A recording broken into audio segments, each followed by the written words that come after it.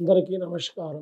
పెద్దవాళ్ళకు చిన్నవాళ్ళకు శ్రీ కోదినామ సంవత్సర అందరికీ కొత్త సంవత్సరం మన ఉగాది తెలుగు సంప్రదాయం ప్రకారంగా ఈ కొత్త సంవత్సరంలో ఈ 12 రాశుల మీద తమ చేసే పనిలో అనుకున్న పనిలో తమ ఉద్యోగాల విషయాల్లో ప్రతి ఒక్కరు బాధపడుతున్న ప్రతి ఒక్క విషయాల్లో ఎవరికి సమస్య ఎలా ఉందో ఆ సమస్యకు పరిష్కారం ఈ 12 రాశుల మీద ఈ కొత్త సంవత్సరం ఉగాది రోజు మన హిందూ సాంప్రదాయ ప్రకారంగా ఎలా వస్తుందో ఆ సమ్మక సారక అమ్మవారి పేరు దీవెన మీదకి వెళ్ళి కుంభరాశి వల్ల జాతకం సూచకమ్మ ఎలాగుంది, ఉగాది దినం ఉంది.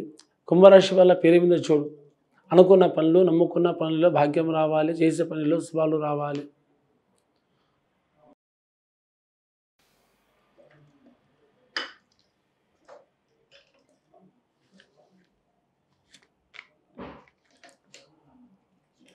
కుంభరాశి వల్ల జాతకంలో ఏముందంటే కానీ ఎక్కడ పోయినా చేసే పనిలో నమ్ముకున్న పనిలో కుండలుగా సంపాదిస్తారు.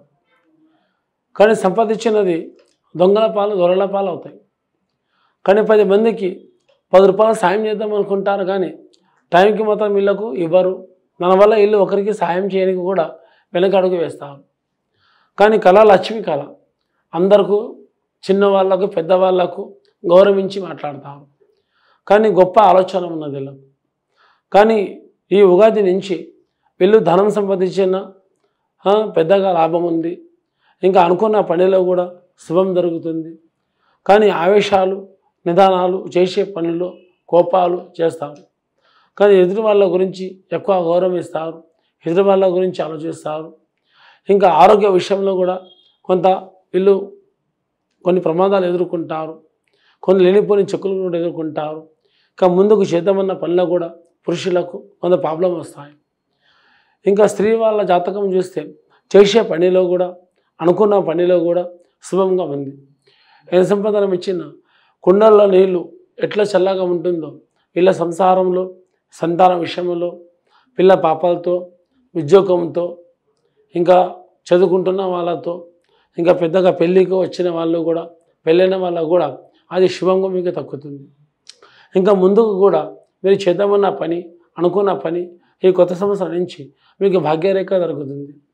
దీనివల్ల మీరు జాగ్రత్తగా ఉంటే ప్రతి ఒక్క విషయంలో ప్రతి ఒక్క పనిలో మీకు శుభం జరుగుతుంది. దీని మీద ఉన్న గ్రహాలు ఉన్న చిక్కులు కూడా వెళ్ళిపోయాయి. ఇక ముందుకు మీరు చేద్దామన్న పని కూడా అది వాస్తవంగా జరుగుతుంది, చేతికి తక్కుతుంది. కానీ శాంతంగా ఉంటే అది మీకు మోక్షకాల. అత్యావేశ పడితే పని మాత్రం కాదు.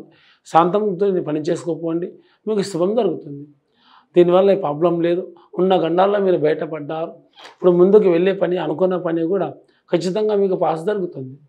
చిన్నవాళ్ళు కూడా పెద్దవాళ్ళు కూడా ప్రతి ఒక్కళ్ళు జాగ్రత్తగా పాటించుకుంటే ప్రతి ఒక్క పనిలో మీకు శుభం జరుగుతుంది. అందరికీ నమస్కారం.